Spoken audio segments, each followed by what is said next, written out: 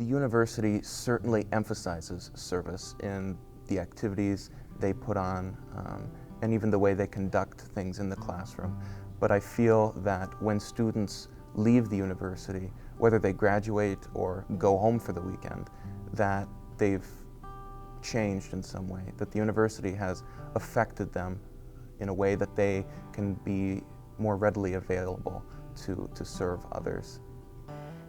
So even if we plant the seed here, do some service activities, I think that never leaves them. And whether they feel the calling, I don't know that as much. I haven't really heard of much of that.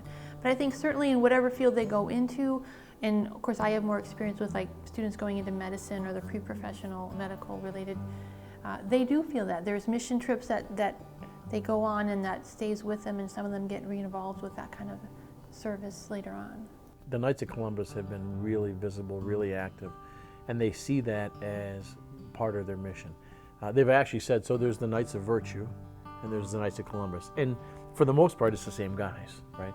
So the Knights of Virtue, they've decided, is working on their interior. How do they grow as men of God? And how do they do the things they need to do? How do they live a virtuous life? And they really see the Knights of Columbus as then their outward extension to the community.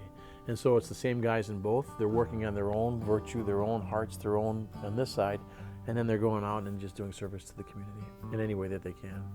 It's necessary to visit the elderly because they often get forgotten, which is really a shame. And when you go there and you spend time with them, the joy that just radiates from their personhood, just being there with them, another person just holding their hand, shaking their hand, saying hello, patting them on the back. It's really incredible just to see that. So it's an uplifting of the student because then they can be rejuvenated by the joy of others that they're helping. People put a lot of time and prayer into trying to figure out what they should be doing with their lives. Not particularly what they want to do with their lives, but what they should be doing and what gifts they have and what they're called to, like how they can use them the best. And so I think there's a lot of discernment that goes into that here. I was a small part of the vocation jamboree that we had on campus, and I certainly think that event was put in place to emphasize, at least in part, what you just described.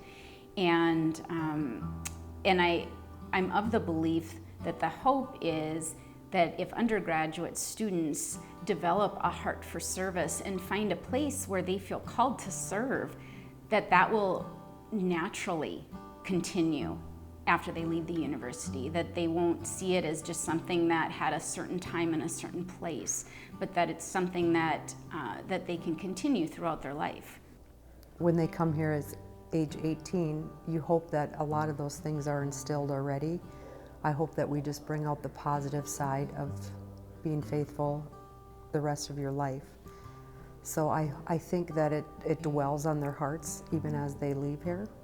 We focus a lot on nursing studies, and I've actually met several past students who have graduated with a nursing degree that I've actually met in the field, and that you really see a spirit of the University of Mary inside them, that through their very work of service, that they are really still shining the light of the University of Mary through their work ethic.